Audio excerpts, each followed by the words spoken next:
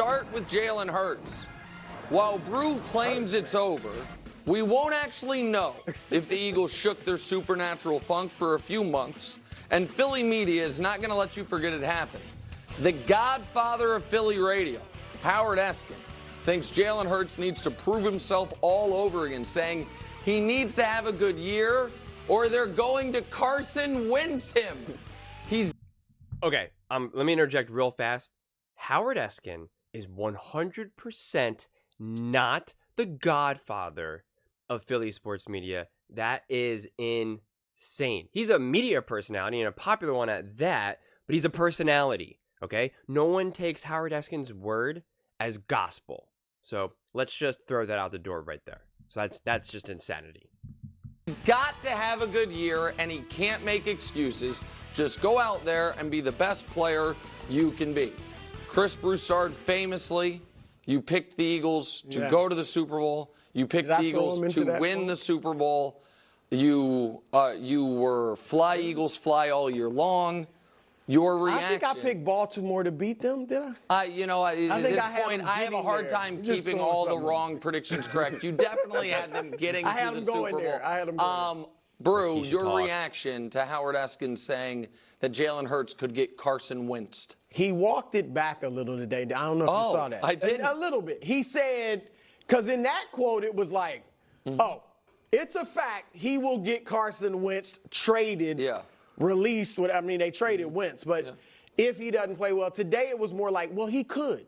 Okay. He could. Really. So here's the thing, and this is why he walked it back. It doesn't make that much sense. Now, certainly Hurts has to have a great year. He's not Mahomes, and he hasn't played well enough where, you know what I mean? It's like he's absolutely like a top 5 quarterback in the league. But they had Jalen Hurts on the team when they traded Carson Wentz. Unless you think Pittsburgh was the problem and not Kenny Pickett, that player doesn't exist in Philadelphia. So that's one. Secondly, Nick, and I'm sure you looked this up, Hurts cap hit for this year is only $13.5 million. Next year is 21.8, so below 22.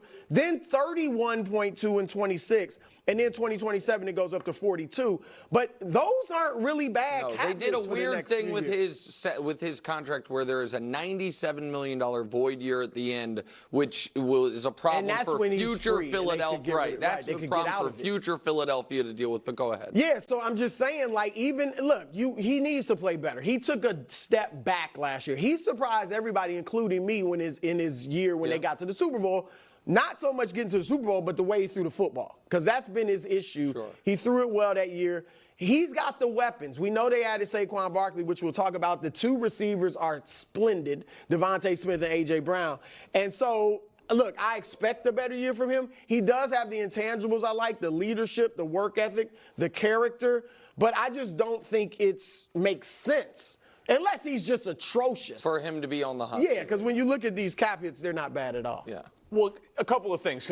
I'm with you. We're not that far removed from him having 3 rushing touchdowns, a passing touchdown, 300 passing yards in a Super Bowl. Right. We're less than 500 days removed from that. So talking about Carson Wentzing him like that's a verb, like he's going to get got or something, is crazy. But he has been downgraded. Like as a stock, as like a person to believe in, he's been downgraded, but not to the level of Carson Wentz. Like I think it's worth remembering Carson Wentz missed significant time with injury in 3 of his 5 years in Philadelphia. Obviously missed their Super Bowl run and wasn't the guy Nick Foles was. But then that year where they did end up trading Carson Wentz for a 3 and a 2, and that 2 ended up becoming a 1 based on his playing time in the future, he was atrocious. And we've got the numbers here to show how bad Wentz was the year before he was traded. And then that's Jalen Hurts, the average basically. Since he's been the full-time starter. Since he's been the full-time starter. Yeah. So he's, again, not as good as he was in that Super Bowl year last year. The funk at the end, finishing poorly, all of that is fair. But there is still an Atlantic Ocean-sized gap between Jalen Hurts last year and being bad enough where they would look to replace him. Nick, also quickly, Hurts, remember, Wentz was not very liked in the locker room, at least big parts of the locker room. There's no question about that. And So I want to talk about that because Carson Wentz seems every place he's gone, he's had issues in the locker room, seemingly until he gets to the great locker room of the Chiefs where everyone loves everybody. but in other stops hasn't been great. Here, I Really? It seems like the Kansas City Chiefs locker room is just filled with criminals who keep getting arrested multiple times. So, yikes, I don't know about that. look at what Howard Eskin said as almost kind of just slightly shifting the Overton window on the Jalen Hurts conversation, meaning I don't think anybody actually thinks Jalen Hurts is getting cut or traded barring a catastrophe. But I do think it's a legitimate conversation of, do we know Jalen Hurts is good? I think that it and by Good? Yes, but are we certain Jalen Hurts is a top 15 quarterback in the league? I think that. What is he talking about? What an insane statement to make that we have to question whether or not Jalen Hurts is a top 15 15th quarterback. That is insane. If you want to debate, is he a top 5? Is he a top 10? Because there's lots of great quarterbacks these days. I totally understand that.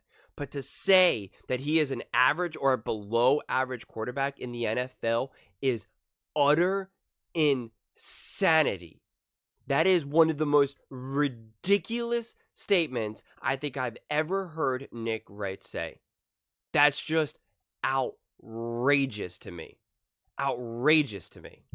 And that's average. There's only 32. So are we certain? By good, I mean better than the average league starter. Are we certain of that? And so here's why I think it's a fair question. Because you start with, and I try to be fair, I try to be, Wilds isn't here to remind everyone, but they do call me Mr. Consistency. There is an element of the situation stuff that I don't think hold against, but use in my grading of Brock Purdy must apply here. Hold against.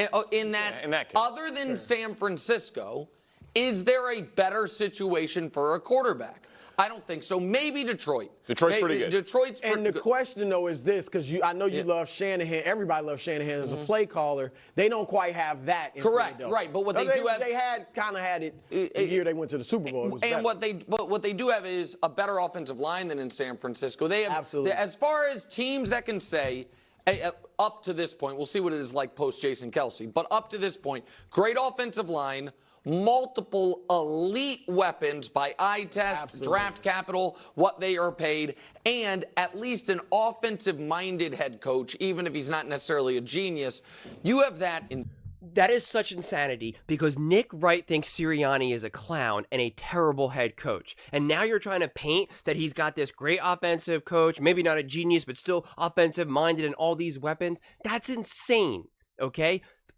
To compare that to a Shanahan or a McVay or a Reed, I got news for you. Every single quarterback rather have Travis Kelce, Tyreek Hill, and Andy Reid, okay? That's the best situation for a quarterback. Coaching matters. Play calling matters. What are we talking about here? This is such an insane backward statement to make. Yes, the Eagles have a great roster that they put together, but they need an offensive head coach who actually knows what he's doing to put it all together. They had that when they had Shane Steichen as the OC. And what happened? They were unbelievable. They tore up the NFL. Okay, they tore up the league and Jalen Hurts had the second best Super Bowl in the history of all Super Bowls for quarterbacks. Okay, statistically, that's just a fact. It's not an opinion. It's a fact. So an average quarterback can't do that. If that was the case, then why didn't Brock Purdy absolutely just ball out? Why didn't Jimmy Garoppolo just absolutely ball out in the Super Bowl? So what he's saying is fundamentally incorrect. It's just not right. What was the difference maker when you have great weapons and a great OC and a great offensive line? What's the difference maker? Jalen Hurts. He balled out. Watch the highlights of that Super Bowl and look what he did. It wasn't the team around him. He had to buy time in the pocket. He had to force his way for the first downs and third down conversions. He was making unbelievable throws. He wasn't being bailed out by just unbelievable catches or just amazing routes. It was Jalen Hurts, and it's indisputable. Just Google on YouTube, just search on YouTube, Jalen Hurts Super Bowl highlights, and you will see exactly what I'm talking about. He was not just being able to take advantage of what his weapons were and the offensive line and all of that. Jalen Hurts put that team on his back, no question about it. And people always say, well, that was just one game. That was a Super Bowl. It was the Super Bowl. We always talk about these players not being able to do it at the biggest moments, whether it be Dak, whether it be Cousins, Joe Burrow, Josh Allen. What did Jalen Hurts prove? That he can handle the moment, that he can go up against the dynasty of the Chiefs and ball out. And enough with the fumble. Patrick Mahomes has thrown 1 million interceptions in Super Bowls.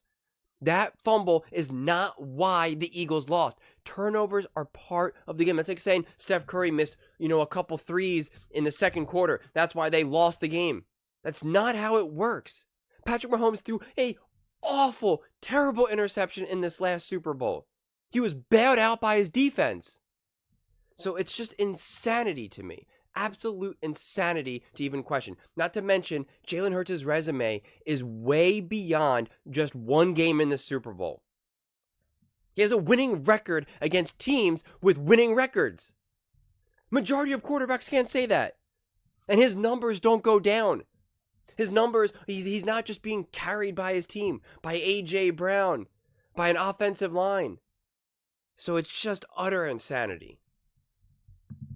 Detroit at a high level, San Francisco at a high level, and of course Philadelphia. So kind of pick where you want to be. But you say, oh, what about Cincinnati? Cincinnati doesn't have the offensive line. There's other places that don't have all three things.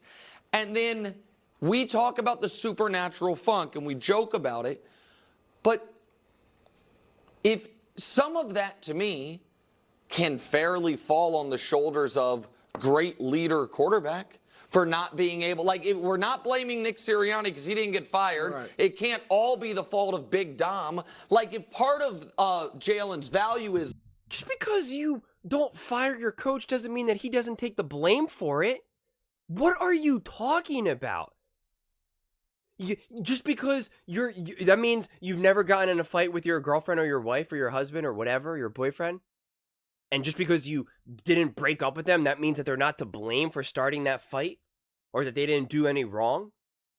What an insane statement. He just keeps trying to go higher and higher and higher with the insanity statements here. I mean, this is absurd. Leadership, locker room stuff, then that cuts in both directions. And the reason I asked the question, do we know how good he is maybe the nicer way to put it, is 2022 versus the rest of his career. We can show it to you.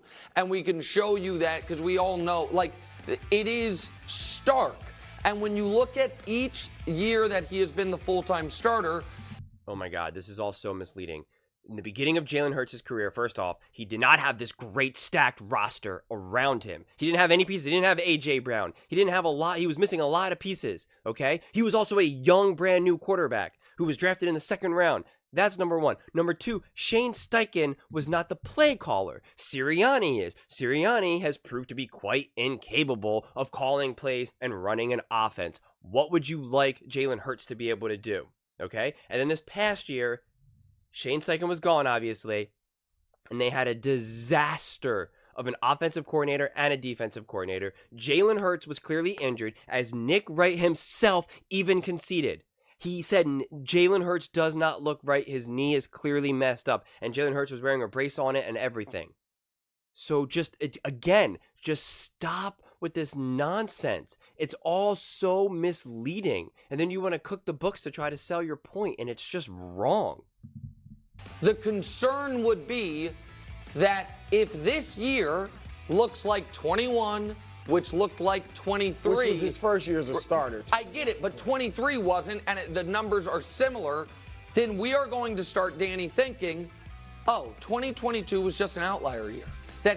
Please tell me how the numbers are similar from 23 to 21 when he has, 65.5% versus 61%, which is a big difference when you're talking about completion percentage. 209 yards to 226 yards. That's a big difference. It's nearly 20 yards difference. 23-15 versus 16-9. Big difference. Oh, and by the way, let's conveniently just leave out rushing touchdowns and rushing yards and stuff like that. Let's just conveniently leave that out because it's not convenient for my narrative that I'm trying to construct. And again, enough with you just saying, well, the tush push, it's all the tush push. Then why do none of the other teams do it? Why do they all fail at a comically hilarious rate relative to what the Philadelphia Eagles and Jalen Hurts can do? Huh? Not to mention, if you actually watch the Eagles game, you know they do a lot more than just the tush push, especially with Jalen Hurts behind, running the ball. He's not. He wasn't drafted like he was that guy. Right. People didn't think he was going to be that guy. We're going to say 2022 was the outlier season. That's the concern. So the point of the different coaches and systems compared to some of those other places, I think is a really interesting one. And we give Philly this credit of being a very stable, good organization. And I think it's deserved. But I didn't know this until I started preparing for this topic today. Jalen Hurts, he's going into, we'll say, his 9th year of big-time football between Oklahoma, Bama, and Philadelphia. Kellen Moore's the new offensive coordinator this year in Philly, so it's his 9th season. Right. You guys know what that is for him in terms of play callers? I'm going to guess probably a high number. 7? 9. Oh. Every single year? I didn't know that. In college, Lane Kiffin, Brian Dable, Mike Loxley, Lincoln Riley. In the NFL, Doug Peterson, Nick Sirianni, Shane Steichen, Brian Johnson. And now Kellen Moore.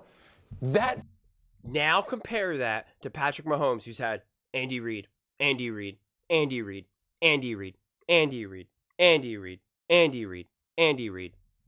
Absolutely matters. That means the best is yet to come. And also, and I hate to hit you with this, Nick, because you started off the show pretty nice. Oh, thanks. But here's a little graphic we have. What? His numbers are way better than the guy that just got $275 million. This is the last 3 years since they've both been starters. I mean, look at the touchdowns, the interceptions. That's weird you're doing total yards per game. Because we're not doing passing. No, because part of it. Yeah, unfortunately, that guy just got 270. But for those of you who don't know, Nick Wright calls Trevor Lawrence the Prince. He's obsessed with Trevor, thinks he's just, just the greatest thing since sliced bread, and yet here we go, have Jalen Hurts clearly better than him statistically. Yeah, and it is funny that he wants to leave out total yards, rushing yards, that he wants to just throw that out there for whatever reason.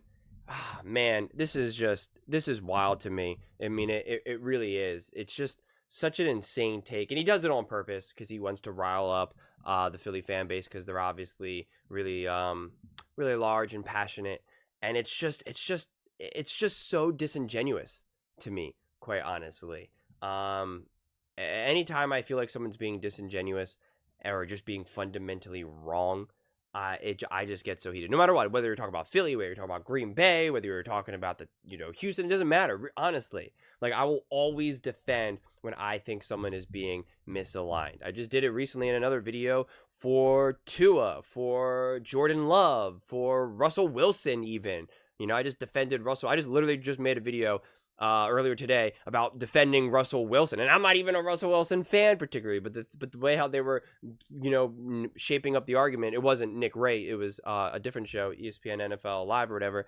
And, I got all worked up. And so, but this is just, it's just such an insulting slap to the face. I find this comically absurd, quite honestly. I really, really do. It's just insane to me. And it's just, there's just no way he can actually believe that, right? That he can actually in his heart believe that. And this idea that Howard Eskin, like he knows anything. Listen, he's a media personality. Maybe old people like Howard Eskin and listen to him and follow him, right? Maybe the old heads do, but never not. My dad made a bet with Howard Eskin on the radio. Okay, my dad's old school.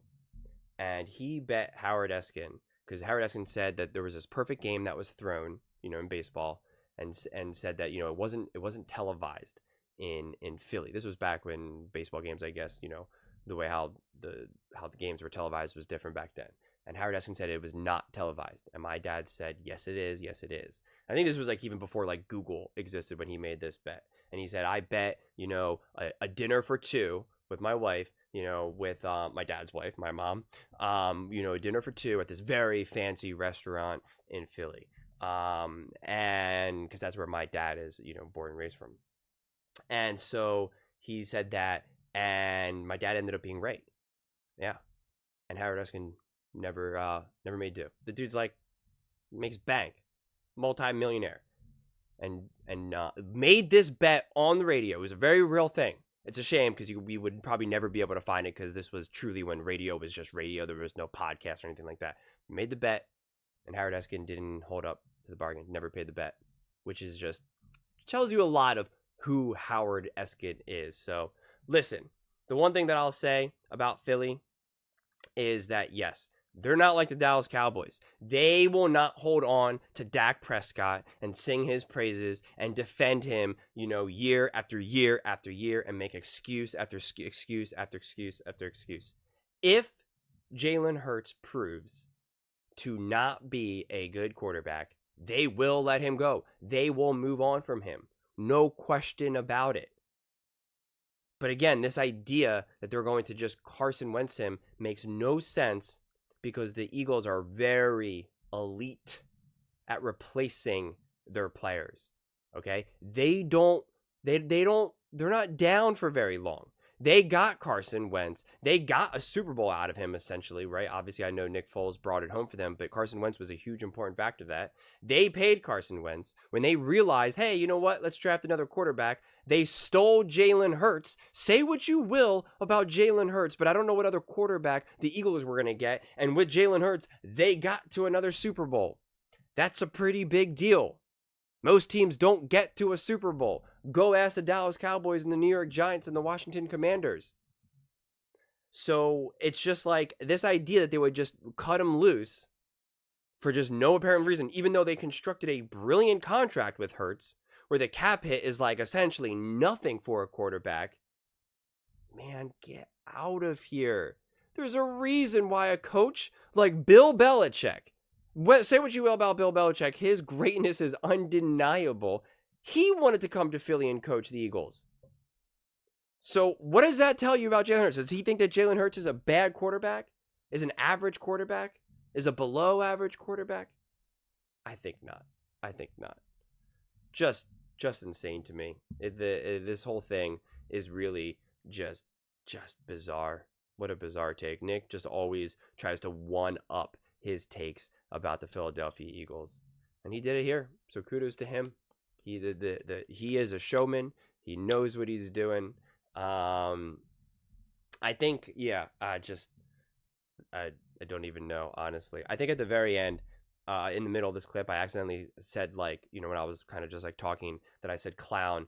To be clear, I never refer to any of these guys as clowns or try to use any sort of, derogatory language towards them, because I love them all. I appreciate the show. I appreciate being able to do this. I meant to say this is a clown take, nothing directly towards them in any kind of way. I want to emphasize that greatly. I will never, ever call any of these guys or anyone even online in the comments stupid or dumb or clown. I do not do that at all. I think everyone kind of comes from a unique experience, but I can criticize the take, I can criticize the point of view and the perspective and the words that are coming out of their mouth, but as them as individuals and people, absolutely not. So I just want to emphasize that and make that very clear. But those are just my thoughts. I would absolutely love to hear yours. What do you guys all think about the Eagles and potentially Carson Wentzing, whatever that means, Jalen Hurts, and Jalen Hurts being an average or below average quarterback?